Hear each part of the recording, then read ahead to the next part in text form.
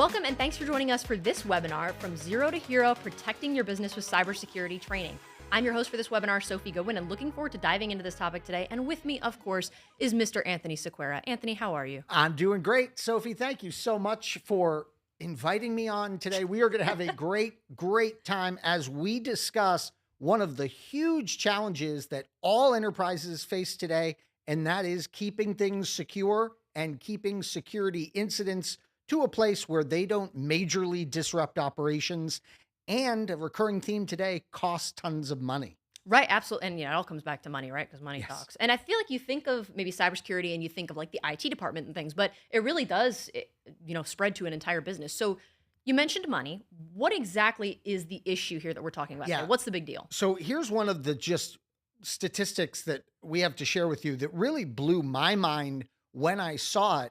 And that is the fact that estimated for 2023 alone. So we're not talking like a decade's worth of time here, or 5 years or a 2-year period. We're talking a 1-year period. The estimate is that cybersecurity incidents are going to cost American corporations 8 trillion. Actually, it's a global figure, but this is an astounding amount of money that we're talking about when it comes to cybersecurity incidents. And I think, Sophie, what happens with a lot of people is they see a number like this and they immediately begin thinking of, as you alluded to, attacks against IT infrastructures and maybe attacks that result from an IT department not patching a router or not updating something. But what's really remarkable is that 95% of all of these attacks, of all of these cybersecurity attacks, if you add them all up, an overwhelming majority of them are a result of human error. Now, again, falling in that number could be someone failing to update some key security device.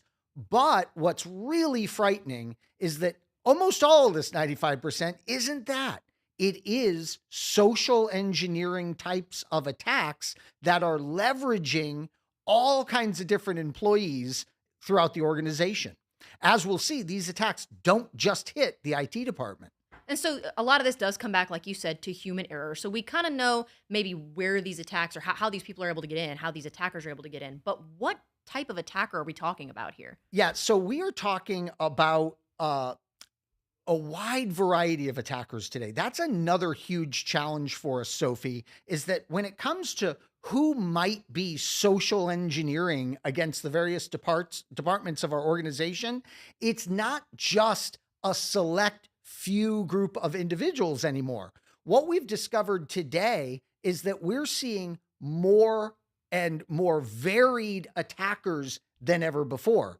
We have state-sponsored attackers now. This was something we didn't tend to deal with decades ago in the context of cybersecurity, but now we're seeing this more and more, where the individuals are highly trained, they are highly funded oftentimes by their state-sponsored organization, and they are looking to cause major disruption and major chaos out there inside of organizations.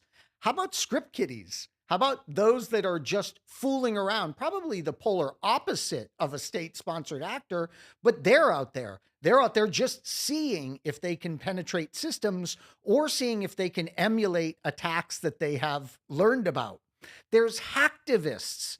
This is really scary because they're supremely motivated to attack someone and cause all kinds of damage, maybe even data loss. And they're doing so because they strongly believe in some kind of a purpose that they're into. Maybe they have discovered that there's been animals used in experiments and they're big for animal rights. So now they are trying to cause chaos for an organization based on that cause. There's insiders. This has always been a really troubling aspect for cybersecurity when we have people with administrative privileges or individuals inside our organizations that know how to elevate their privileges to an administrator level, causing damage inside of the organization. And this is just a small sample, I guess, of the different categories, right? Because there's like even like cyber It terrorism. sure is. This list goes on and on and on. There's probably 14 to 16 different categories that we teach here in our full-blown cybersecurity courses. And some So this is overlap just, too, right? yeah, absolutely, and tons of overlap. So you'll have a state-sponsored actor who's also looking to make financial gain, for instance. In fact, that's another thing we should discuss, Sophie. What motivations are there? A lot of times it used to be really relegated to, oh, we got attacked. They wanted money, right? That was the recurring theme. They're trying to steal something, they're trying to ransom our data. But we have to understand that it's not just financial gain anymore. A lot of times these attacks are to gain notoriety. Look how incredibly smart I am. I made it through the CIA's cybersecurity defenses, these kinds of things.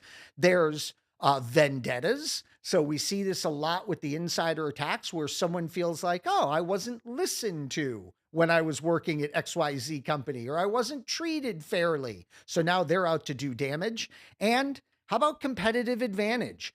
This happens a lot, and it tends to happen, I notice, with security vendors sometimes, where employees of one security vendor will attack another security vendor's systems. And they're smart. They know that if the security breach is made public, there'll be a reduced confidence in that security vendor that they attacked. So, again, to Sophie's point, this is just a small sampling of the motivations that might exist today when it comes to us being attacked from a cybersecurity perspective. And maybe a lot of overlap between some of these categories, the Venn diagram of these categories, Sure. right? Maybe there's overlap with the motivations or the type of attacker we're talking about. But you mentioned earlier that 95% of these attacks come back to human error. So that's one common thread, I guess, here is a lot of times that human error is how they're able to access what they need to access. Yep. So you also mentioned social engineering, right? That's kind of the main factor at play here. Yes. Yes. And social engineering is so unique, Sophia, because it's not technical in nature. That's one of the interesting things about it. And one of the things that we know about social engineering is it's really leveraging who people are as human beings, right? Their emotions, their desires, etc. It all hinges around an exploit of trust. So we have someone that is trying to, portray a trusted individual, and it is remarkable how often this works. And I really do think it is because of human nature. Because it could be if you're dealing with like an insider threat, it could be somebody you trust because you work with them, or you get those spam Exactly. phone calls, right? Where it's like, we're calling from the police department or your bank, and you have a level of trust because that's like an authority figure, right? Or somebody that they're calling from the bank. I trust my bank. So Yeah. if you think they're calling from the bank, yeah, you are exploiting some kind of trust. Yeah, absolutely. And I'm one of those people, you and I were talking about this before we went on. Like, one of the things with me personally is that I'm I'm always complying, Yeah. right? So I'm constantly like, I have to comply with this. I have to do this. When the surveys are sent out here at ACI Learning of our internal employees, I have it filled out in the first 5 minutes because I'm just all about compliance. It's just my big thing. And that makes me very vulnerable to these types of attacks. Something, as we mentioned too, is psychological techniques are used here. In a lot of the cases that we read about, it's almost threatening, right? Like, we need your username and password right away. I heard Daniel, our resident cybersecurity expert, I heard him telling a story right here at the office this morning where they were calling him about a massive financial transaction that was about to hit one of his accounts. And it was really like pressing. Did you authorize this transfer? Now, that happened to be legitimate, but it made me think of that's exactly what the attacker would do. And it Is sounded like his like approach to it was that he was like, really, there's a massive transfer. And he like was asking questions and Yeah. taking the approach of like, this might not be legit, which is probably smart, right? That's it. And we'll cover this in a moment, but I know this is scary to think about all these bad actors that are using these very effective techniques against us, but there are things that we can immediately do to combat this. And we'll get into that. And sure enough, that's what Daniel did. The first thing he said was, I need you to prove to me that you are from XYZ company. You mentioned earlier, it's like they're preying on human nature, right? Whether that's like your nature to you want to be in compliant, you want to be following the rules and doing what you're supposed to do. Whether it's my human nature to be, maybe I want to be compassionate and I want to be helpful, and I feel bad when somebody says I need help or can you help me with something. So it's really you're preying on emotion and human vulnerability, right? Yeah, exactly. Gosh, this makes me think of a dear family friend. She's in her late 70s now. And yes, I'm like the adopted son that helps her with her computer all the time. And she allowed these computer criminals in. And when I was talking to her, one of the things that came out of the discussion was, yeah, they called me at 7 p.m. on a Friday, I think she said. And I was like, well, why is that an issue? And she said, well, that's my happy hour. So she was a little tipsy when they called, and that made her all the more willing to give her the keys to Wow. her Windows 10 system. So Jeez. not good. Ideal target right there. Yeah. Thankfully, we don't celebrate happy hours here at ACI Learning. So, Sophia, there's a bunch of common techniques that are used here. One of them is pretexting. Now, I know you've worked with this and you understand what that is. So, can you remind me what pretexting is? So from what I understand, pretexting is basically where you're setting up, you're fabricating some kind of a scenario or an identity for yourself in order to establish some kind of trust and bait somebody, right? So like I'm calling from your IT department and we need to, remote access your computer. We need to install some software and update something to make sure you're in compliance, right? And Gotcha.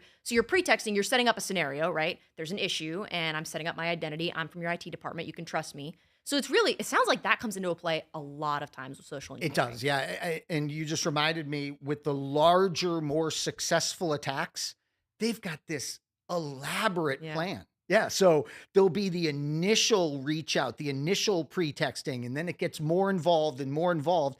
And think about it. They may be talking to you on the phone. They may be emailing you at the same time. They may be chatting with you in some kind of a chat interface. So with all this pretexting buildup, it just starts to look more and more legitimate.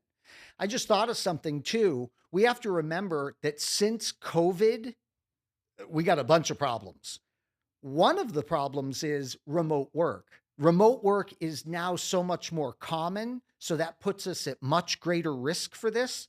And another factor, too, I think, post COVID is that these computer criminals are relying on this more than ever. That this is like a big deal that they are competing against each other to make money off of potential victims. You mentioned remote work as being something that it's become a problem because it makes it easier for attackers to be able to do this or it makes us more vulnerable. Sure. And you mentioned Daniel earlier talks a lot about how security is kind of on a sliding scale. And on one side is ease of use and then the other side of security. So Exactly. maybe working remotely, it's great for us as people because it offers ease for us. It makes it easier for us to get work done. But because it's that sliding scale, you probably are dealing with weakened security. then. Exactly. And, my gosh, even in smaller companies today, we're running into situations where you may have never met your IT department. Mhm. Even though it's like three guys, you've never met them because maybe you've never gone in the office. So all these kind of scenarios set up more vulnerability. Now, a huge aspect of social engineering is phishing. And I think phishing is kind of one of those ones where we don't take it all that serious anymore. And that's because so many people know about it. We just kind of assume, well, no one would fall for that. Everyone knows about phishing scams. No one's going to fall for that. Many of the most devastating cybersecurity attacks have started with a phishing breach. So this is still a huge problem. And just like all these cybersecurity incidents we're talking about, the perpetrators of these actions have gotten much better at them. This just happened to me, Sophie, where I got a Bank of America phishing scam email. And sure, I recognized it right away by the source email address. So I knew it was illegitimate right away, thanks to that. But I just looked at the email itself and I was amazed because all I could think of is if someone's not educated about this, they're falling for it. It was so identical to what something Bank of America would actually send out. We remember when phishing scams really first started, you didn't have to do much inspection at all. You could just read the poor grammar of the supposed legitimate document and immediately go, well, this is not legit. I mean, this hasn't even been basically spell checked. So this can't be coming from this entity. But just like anything, unfortunately, the perpetrators have gotten better at it. And phishing is when we talk about that's like email links and malicious websites and stuff. But Exactly. it now is like it's expanded to now there's like vishing, VoIP phishing, where it's phone calls. Great point. There's smishing, where it's SMS phishing. So Great point. it's like a much wider attack surface. That's right. A lot of our end users, they're not even aware that they could be sent a nefarious link through their SMS, because they never thought of that as an attack vector. They're thinking about, ooh, email is where they can get me. Email is where they can get me. So one of your employees may get something from the IRS via SMS, and they may fall for that instantly. And maybe they've been educated on the IRS will never voice phone call you, but they're like, oh, they're texting me. Okay, that must be what they do now. Right. And just so we're all clear on that, I have great experience with this. Unfortunately, the IRS either writes you or shows up at your house. That's how that works, right? So they are not going to text you or email you. They've never shown up at my house, but they have sent me stuff. Yeah. All right. So yeah, if they show up at your house, you're probably in big trouble. So baiting, boy, we see this a lot. And my mom just fell for this. I think I was telling you, Sophie, she was searching for kayaks online to buy us a kayak. And sure enough, her cookies on her computer made it so that when she logged into her Facebook, there was a kayak for sale, $79 for a brand new kayak. She sent the money in. She got a photograph of a kayak. Yeah, I'm surprised she got anything. I was like, Mom, be excited. You got something. Hang that photograph up. So this was a classic baiting. And if my mom had realized that kayaks sell between $400 and $4,000, she would have realized, wait a minute, I shouldn't take this bait. There's no such thing as a $79 brand new kayak. So baiting is putting those things out there that a lot of users can't resist. And we are talking about corporate environments, but you can only imagine how successful this is at home, in home environments with teens.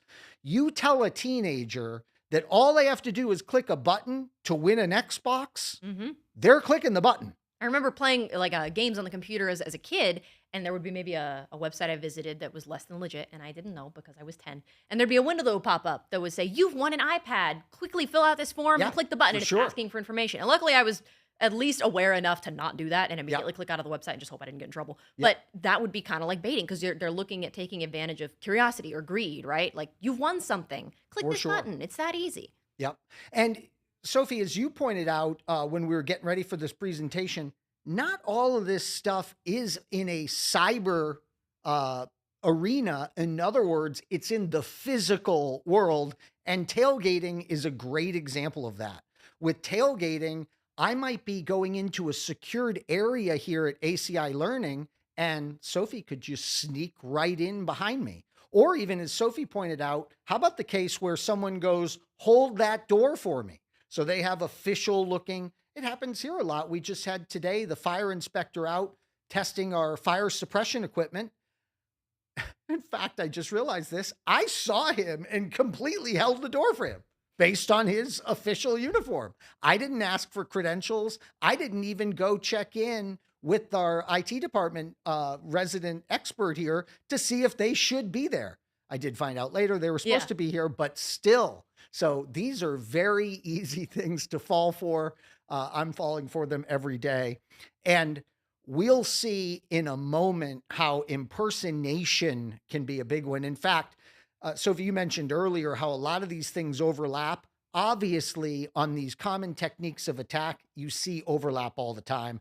And to really make it a much more believable scenario, they'll overlap them on purpose. So there'll be baiting, there'll be impersonating, there'll be phishing, there'll be pretexting, all of this to try and come away with a very successful attack. It seems like impersonation would almost have to come into play with all of these, because anytime, even if it's just a simple phishing email where they're saying, we're emailing from your bank and we need your account information, that's still technically a form of impersonation, right? Because whoever's sending it is not really working for Bank of America. Right. Yep. They're trying to represent a legitimate Bank of America resource. That's right. Well, I knew a lot of times when you discuss these are the basics of cybersecurity. A lot of times when you discuss this, I think a lot of us are tending to say, I just don't believe you. I don't believe that some of these massive attacks that we have heard about came down to something as silly as a phishing scam. And just to kind of prove this to you, I wanted to provide some real world examples. Keep in mind that when it comes to examples of cybersecurity attacks, we like to go to the big ones, like I'm about to share with you. I'm sure you'll recognize them. One of the reasons we do is because they are fully documented. One of the tricky things about cybersecurity attacks is oftentimes they're not documented. Companies will not be under any obligation to anyone to talk about them, so they do not, right? So you've got this great, well respected company, someone absconds with millions of their dollars. They're not going to talk about that. They're not going to want their reputation harmed. They're not going to want to convey that information at all. So a lot of the times we discuss major types of attacks because they're well documented. Well, let's go in our time machine right now. I cannot believe it's been this long, but it was in 2013. I would have guessed it was more like 2018 or even 2020 when the Target Corporation breach occurred.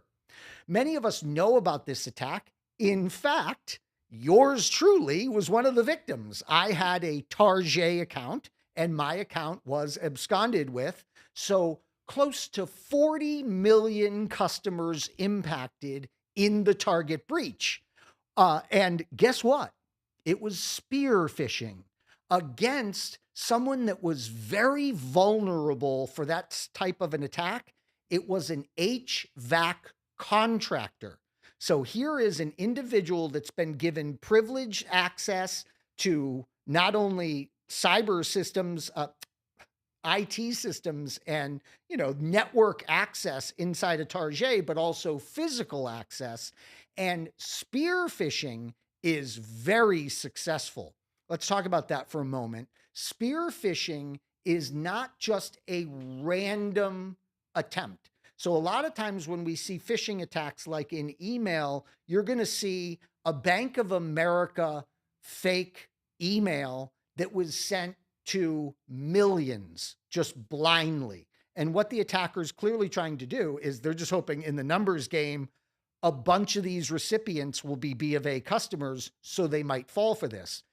In a spear phishing attack, it's really a higher rate of success because they have investigated you somehow. A classic one is all of these folks that publish wish lists on Amazon, and they will make them publicly accessible. What a great way to gain information about someone. I know that they're buying fitness equipment. I know that they may be buying a certain type of technology just based on that public wish list. So, yikes. Spear phishing was done in this case where this individual said, oh my gosh, this is all legit. This is Target employees contacting me. And that led to the Target breach. What did that cost Target? Well, the published cost to Target that that we can get record of is 49 million. 49 million. That was just the legal penalties alone. Estimates that I were reading said the real cost to Target would be in the hundreds of millions. So yeah, they had to pay close to 50 million in penalties, but there was an incredible amount of damages they sustained from, as you might guess, very upset customers saying, that's it, no more Target for me. So big deal. And it started with spear phishing. Well, like you said, that was 10 years ago now, because it's 2023. So 10 years ago. Yeah. And I mean, we talk all the time about how technology is advancing every year, and it's a good thing. But then also that means technology is advancing on the other side of things too. I can only imagine now attacks that are going on now as opposed to 10 years ago and how much more advanced or difficult to detect they might be. Yeah, exactly. And when it comes to researching your target to spearfish, there's new and, Right. exciting ways, if you want to phrase it that way, to do that. No end of information that you can find. Yeah, exactly. You start at someone's LinkedIn Hmm. and you move out from there. And think about it. LinkedIn, you're intentionally saying, this is my life. Right. At least to work. Publishing it on purpose. Yeah. Yes. Yeah, absolutely. So now, Sophia, I didn't want to stay 10 years ago. So let's talk about the Ubiquity attack in 2021. Ubiquity, a big network vendor, highly respected, and 30 million, notice these are estimates, about 30 million customers impacted by the Ubiquity attack. And how did it happen? It happened with social engineering. Here, the cybersecurity, the criminals were doing a fantastic job of impersonating internal Ubiquity employees. They did such a great job that they had the legitimate Ubiquity employees sharing credentials that gained access to the key systems. In this case, there was 39 million roughly in losses. Notice again, that was the reported losses. In this case of Ubiquity's breach, what the computer criminals were after was money, just like in the Target breach, and they got it. So the criminals had initially gotten away with 39 million in transferred funds. Some of that was recouped, but again, the point is these massive, well-publicized breaches all began with that social engineering, which we would, maybe kind of wrinkle our nose at and say, well, no one falls for that anymore. Oh no, that's not the case at all. It's happening all the time. So Sophie, what the heck do we do about it?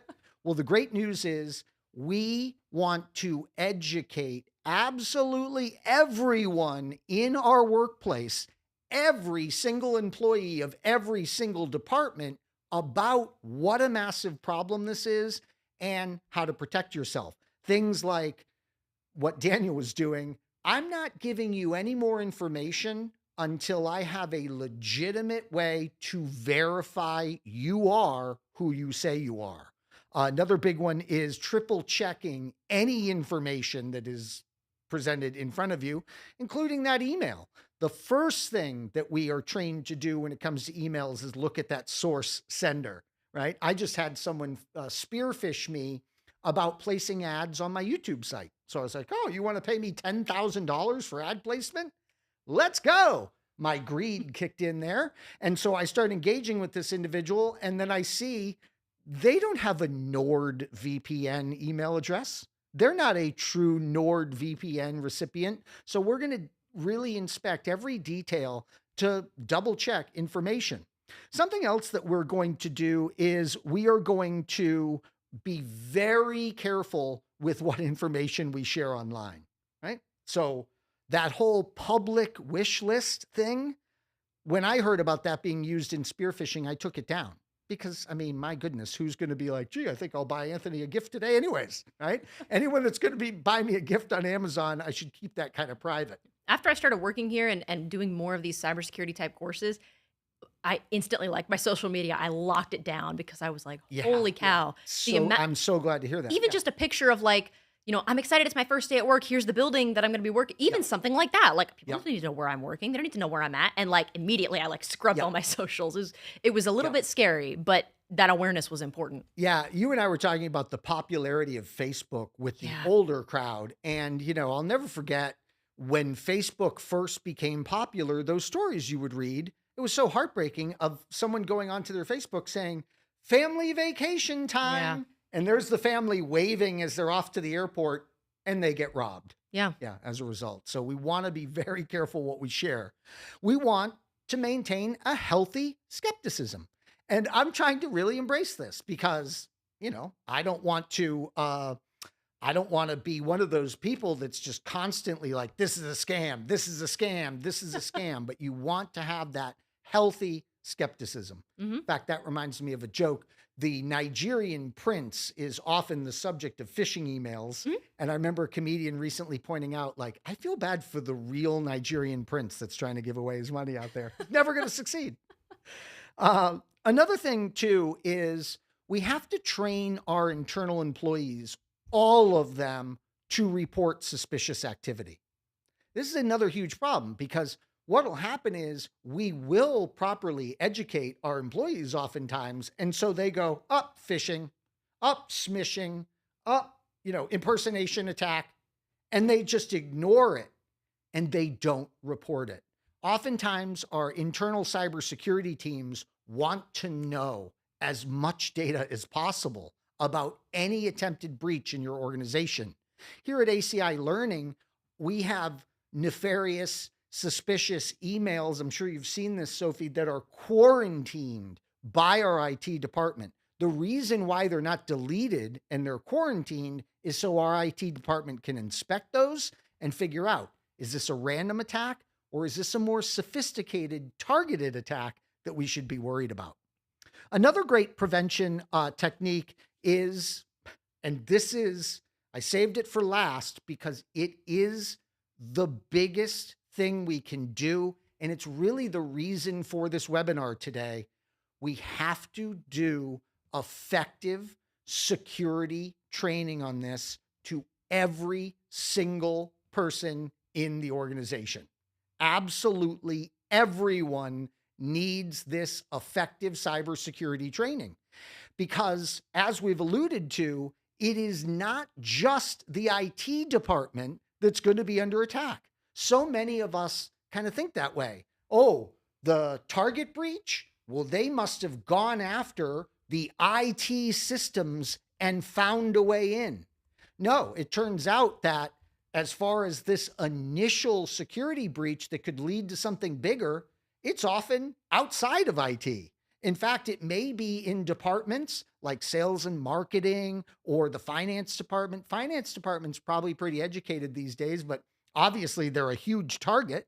So we have to educate everyone because that initial breach, look at the target situation where it was a contractor. It wasn't even a full-blown target employee that ended up being that initial vector of attack. So we need to train everyone. We're talking every department, every team member. Something else that we need to do as an organization to really make sure we're safe is we need to assess those individuals. One of the great things that we do here at ACI Learning that I love our IT department for is they will do test attacks. So they will do a phishing email company-wide so that they can get an internal report on who fell for that phishing scam. And when the user falls for the phishing scam, they're not dragged out into our public square and embarrassed or anything like that. What happens is they get some recurring training. They get that additional training that they need because they just fell for a tested attack. The other thing we're going to need with really effective training for all of our employees in this area is we're going to need a way to track that training. We need to make sure that everyone did indeed take it, and that's kind of goes right well with the assessment process. Let's make sure they took it. Let's make sure they understood it. And these are important aspects. And another thing that we're going to want to have in a training program is reporting.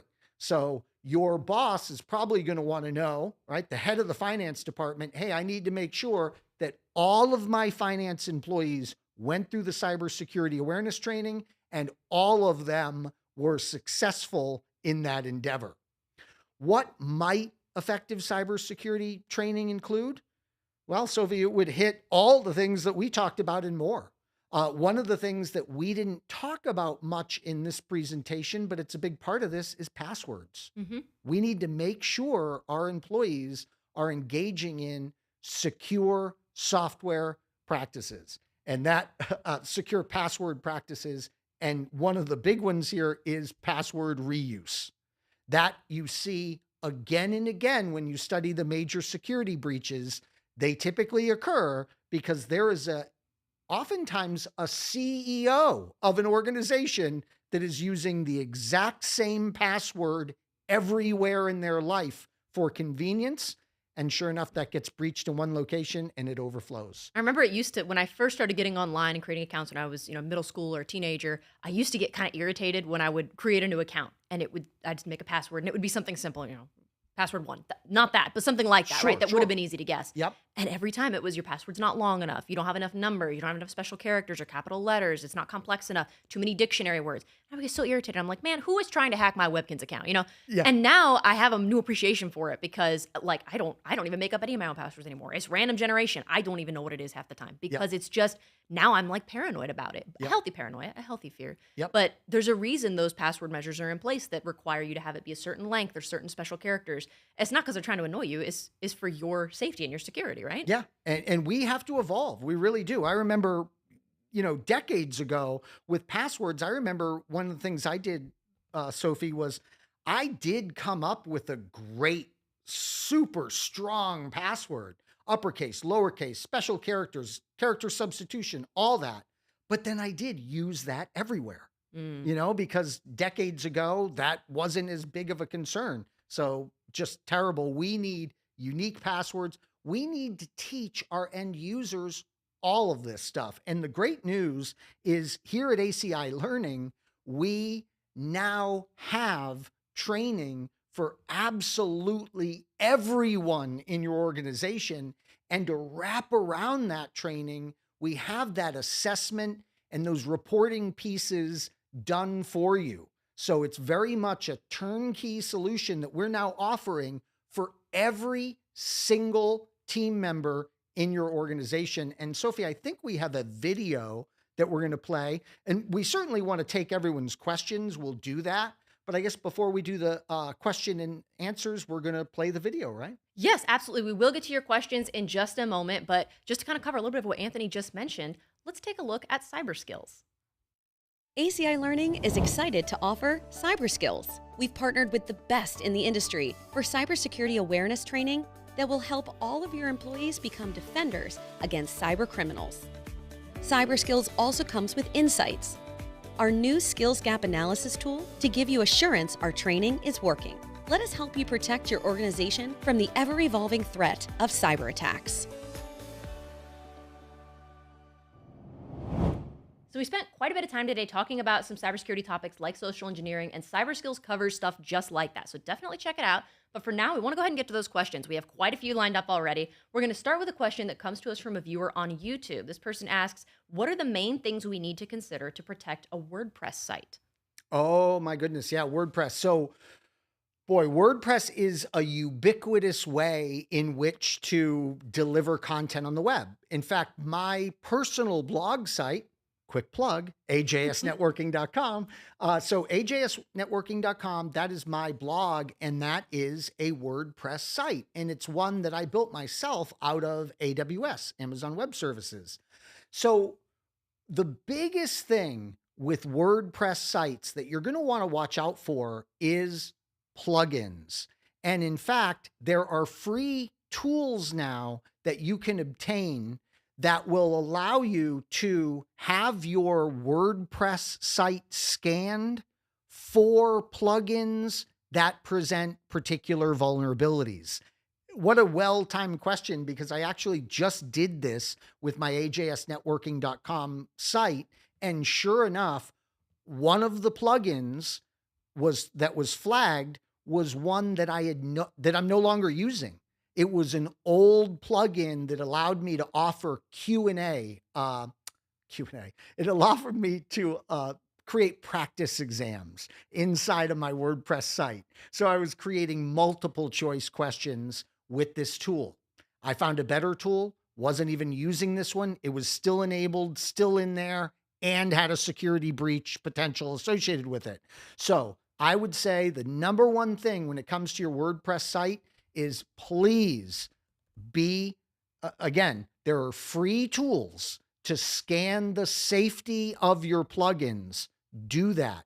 The other big thing with WordPress sites, obviously, is there's lots of ways that your end users can communicate with you. So be watching out for those phishing scams and impersonation scams incoming to your WordPress like we always would. I feel like there was something recently that we talked about on Technado that had to do with like over 1 million WordPress sites that because of an exposed or exploited plugin, they were now vulnerable to some kind of attack. And that was maybe like a month ago. So it's definitely very relevant. Yeah, I'm not surprised. WordPress is a unique thing, right? There's the WordPress itself, which is maintained by WordPress Industries or whatever that looks like, right?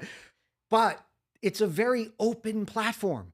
Open is great, but open also means someone like me is going to create a WordPress plugin for your WordPress site. And I may not have the skill set to create a very secure plugin. So that's dangerous. We have another question from somebody that's watching on Zoom. And I think we do get questions along this line a lot.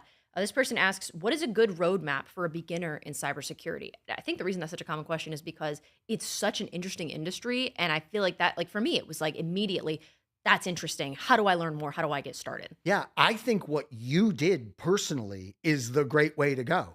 So I know, Sophie, you went out and you got a cybersecurity awareness professional certification. I think that's a great way to start. I think, well, yeah, it was some kind of it was just a basic cybersecurity, it kind of covered all of the basics because I was still very, very green. I still am and still learning a lot. Right. Sure. And working here obviously helped. So, sure. So that was a huge part of it, but I guess, so and that what? Was ISACA, right? That was, it was ISC squared. So there, Sophie finds this reputable, incredibly important organization to help with cybersecurity training. They have an affordable certification. What a great way to go. Sophie has her first certification in the cyber arena, and it's on these types of topics, which you would have to know.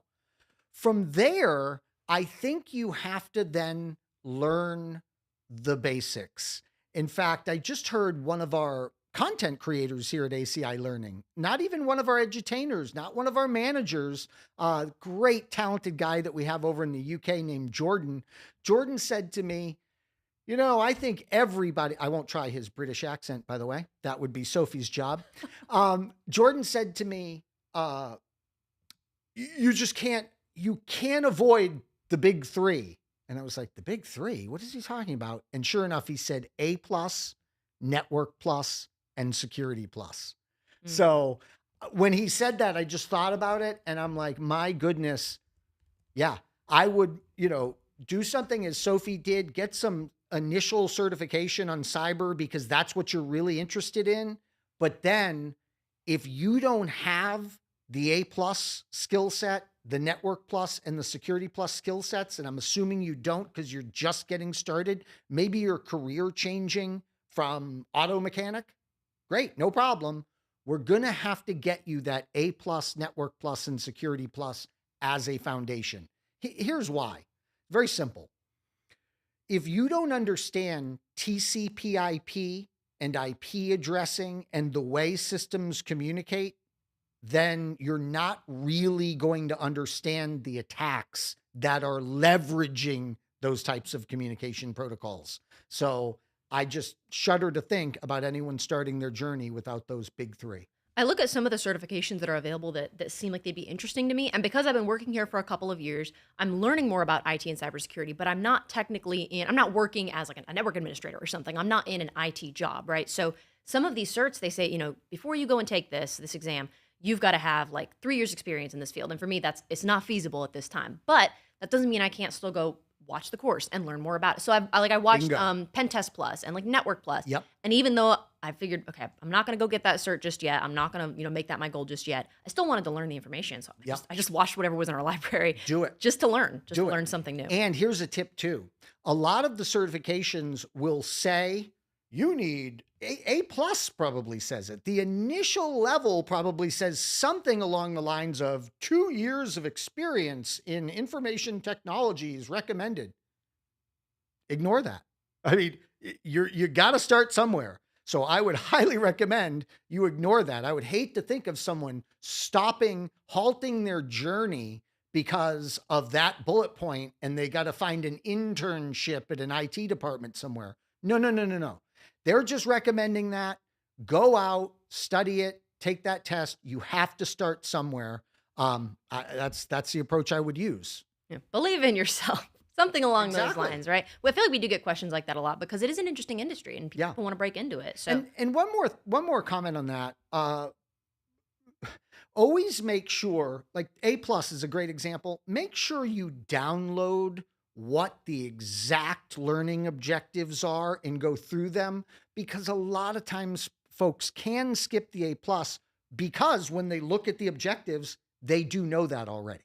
Okay, so maybe they were, well, an extreme example would be they were fixing computers, right? They were fixing workstations, and now they want to go into the hardcore information technology. Well, they're probably going to be able to skip a bunch of A plus because they were already had a job repairing PCs. yeah, absolutely. We talked a little bit earlier. You went over a few examples of real world attacks that happened. And we have a question from Cindy, who's watching on YouTube, about one of those real world attacks. Cindy asks, how did the Colonial Pipeline attack occur? Was that a result of social engineering? Oh my gosh. The Colonial Pipeline attack was a super interesting one, super recent too. I think that happened in like 2021. And here's a couple of interesting things about the Colonial Pipeline attack. Number one, yes, the pipeline was shut down, but not by the cyber criminals, thank goodness. So that's one of the big misconceptions about that. The company that runs the pipeline shut it down because of the breach, but the attackers never made it to the IoT infrastructure that controlled the pipeline itself. Thank goodness. That would have been an even bigger headline. So the pipeline was shut down as a precaution. Now, to the great question, how did they get in? Well, it turns out this one wasn't social engineering. So this was one of the ones where it was not social engineering. It was a huge mistake on behalf of the IT team. What had happened was they had an account that had been used for remote access in to check their systems. They no longer needed that account because someone left that was using it. And instead of disabling or deleting that account, something that should have been a hard and fast procedure as far as the security procedures that were followed, they left the account sitting there. The username and password for that account were used by that IT member elsewhere, again, utilizing the same password for everything. And they were able to find the username and password, the attackers, on the dark web. So it was in a list of known administrator level accounts, username and passwords. They tried it. It worked. They were in. That was how that initial breach took place. Interesting. Yeah. And you heard a lot about that, like in the news and stuff. And for somebody that at the time that happened, I wasn't really as plugged into this stuff and paying as much attention. Yeah. Interesting to learn after the fact what exactly that. You see people freaking out about it on Twitter and stuff, but it's interesting to see what actually led to that. Yeah, exactly. And, notice I said, while it wasn't social engineering, it was certainly close to what we're talking about here. And that is fundamental cybersecurity awareness training, because a reused password was involved in the mix. Yeah, that'll get you. That'll be your Achilles heel. So we've got another question. This person's watching on LinkedIn, and they ask, do you know of any free training courses for earning certificates? Wow. Well, we have a free subscription as part of IT Pro, so that's cool. So check out our IT Pro segment where there is a free membership. I can't think of too many others that do a free tier anymore. I mean, yeah. I wonder if any of the LinkedIn courses are complimentary. Are they? I think. I'm not sure. I use LinkedIn Learning quite a bit, but to be honest with you, when I used it, it was because I had access through my school. That was why. Yes, I use it currently because I created some courses for LinkedIn. So they gave me like this lifetime free membership. So I can't tell what's paid and what's free. But I'm pretty sure. Look, here's what I would do. I would check the large reputable companies. So check LinkedIn Learning. Obviously, check us. I'm here to tell you, we do offer free courses. So go to big reputable vendors like us and LinkedIn Learning and look for that. And you mentioned that IT Pro offers like a free tier. I think it's like 75 hours. So that's always a good place to start and Sure just is. start watching some of that training. Yeah, and something else I think we still do here is it's like cloud weekend. And so Right. we'll Yes, take that's a right. bunch of our great cloud training and we'll put it in there. And boy, you talk about binging, but binging in a great way. There was also the one that I took that was the certified in cybersecurity from ISC Squared. The certification itself or the exam itself, they were doing some kind of a special thing where it was a certain number of people, but it was like a big number, it was like 1 million or something like that, maybe smaller. But it may still be going on. Maybe check that out. It's ISC Squared that was doing it. That's awesome. And so the fee, they were waiving the fee for the exam, is what it was. And there was also training that they offered. The only thing I had to pay was I had to pay a fee to become a candidate, I think, of ISC Squared, and it was like $50. So not free. But $50 for me, I was like, okay, that's not terribly expensive. It's not hundreds of dollars, right? And they waived the exam fee. So I was able to use this material, study. I used some of our material. I used just some Googling and some of my own research, and then went and took the exam and passed. And it cost me $50. It was not crazy expensive. So, That's so great. Even if it's not free, maybe look for some of the ones that they're offering discounts or maybe just a little bit lower priced, I guess. That's great. Another thing I just thought of too is a lot of vendors check out their websites because their training sections of their websites, because a lot of vendors will do like first course free, so Cisco is one of them, Fortinet, Palo Alto, they'll offer Juniper. A lot of the vendors will offer at least that initial get up to speed with their products course free of charge. So check that out too. We've got another question this one comes from YouTube. It's from Mohammed. Mohammed asks, what are the most important factors when it comes to cloud security? And that's like a huge item right now, right? Yeah. One of the big things that came to mind right away on that excellent question is secure access. I mean, really, that is such a fundamental key. Think about it. When I take a bunch of sensitive information and I put it up in, let's say AWS S3, when I put that in a secured S3 bucket, and then I go up there and I indicate I want the strongest encryption done that AWS can do for me on that data, okay?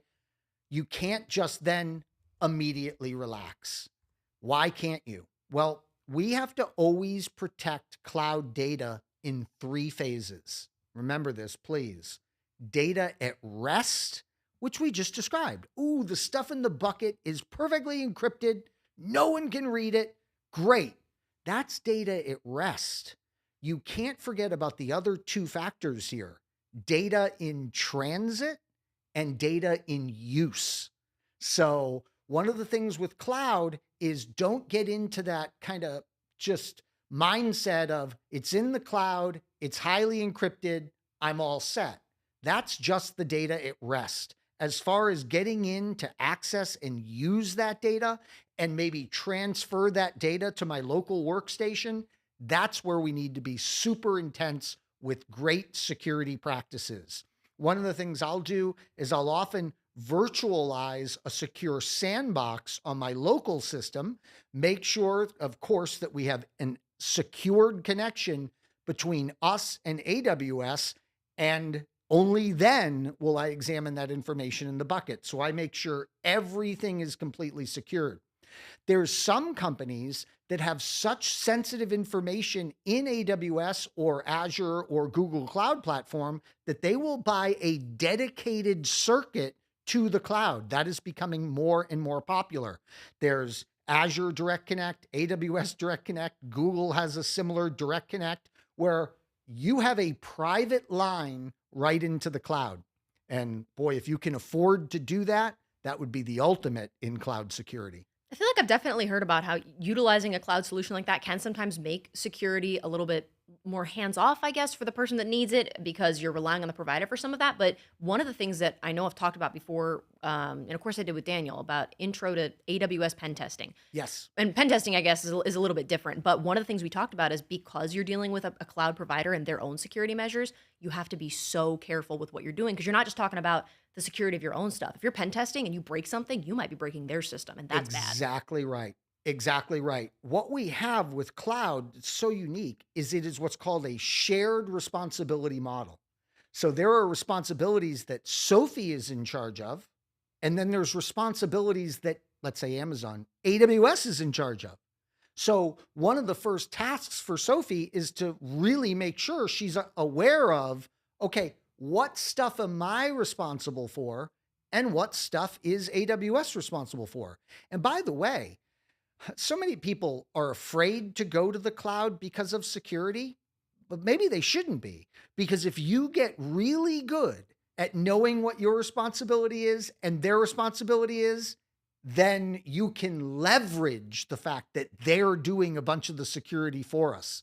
You know, we mentioned in this episode, in this webinar, we mentioned tailgating, right? Well, go visit one of the Amazon Web Service data centers and you can't tailgate. There's no such thing as tailgating because they have a sophisticated man trap that doesn't allow tailgating into that facility. They probably have retinal optical scans that you have to do, or fingerprint scans, biometrics before you can get in.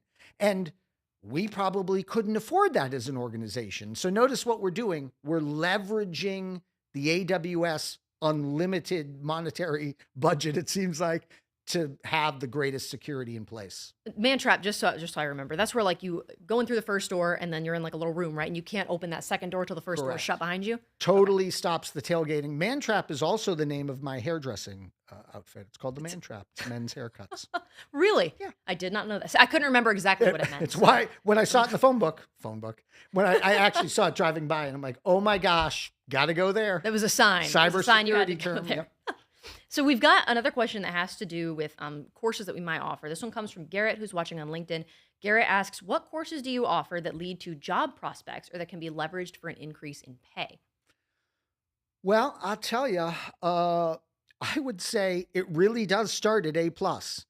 There's a great story by one of our, I'm not going to mention them by name because I didn't get his or her permission to talk about them on this webinar, but it is one of my favorite stories. We have an IT employee here, and that IT employee is sailing in their career. Like the trajectory has been so great. They're so happy. It's just so great to see. And are they certified? Sure, they're certified. And it was A+ and Network+. That's it. So I love that story because so many of our students convince themselves that, well, I need to do A+, Network+, Security+. I then need to do CCNA, CCNP. I then need to do, oh my goodness, I have to do some Palo Alto firewall training. I have to get certified in DevOps. And then I think I'll sit for the Cisco Certified Internetwork Expert Security exam. And now I'll be ready for my career in IT. Again, I want to go back to one of our cherished IT employees here at ACI Learning. They did A+, they did Network+, they got in the door, and their career skyrocketed. Because so much of that comes too probably from just getting that experience while you're working in the job. Maybe that training and that cert gets you in the door. And once you're there, if you want to continue that training and getting certs, that's awesome. But there's so much that you probably can pick up just in on-the-job training, right? Absolutely. That's what this is. In fact, I even said to them, you're not going to get any more certs. Come on, dude. In fact, you could get them for free. We'll pay for them here at ACI Learning. Nope, I'm good. They're constantly learning on the job, as you said, Sophia. So no more certs for them. No soup for you. Probably depends on the person, depends on the company, depends on the job. Totally. That you're in, right? I'm a cert addict. Okay. First step is admitting it. I am addicted to taking these certifications. It's one of the reasons I have so many. So A+ is a gateway cert is what you're saying? That's exactly what happened. Well, I think that's probably going to wrap it up for this discussion. We're just about out of time. But thank you, Anthony, for going over some of this good information about cybersecurity training, intro to some of this stuff. And thank you, of course, for joining us for this ACI Learning webinar. We'll see you next time.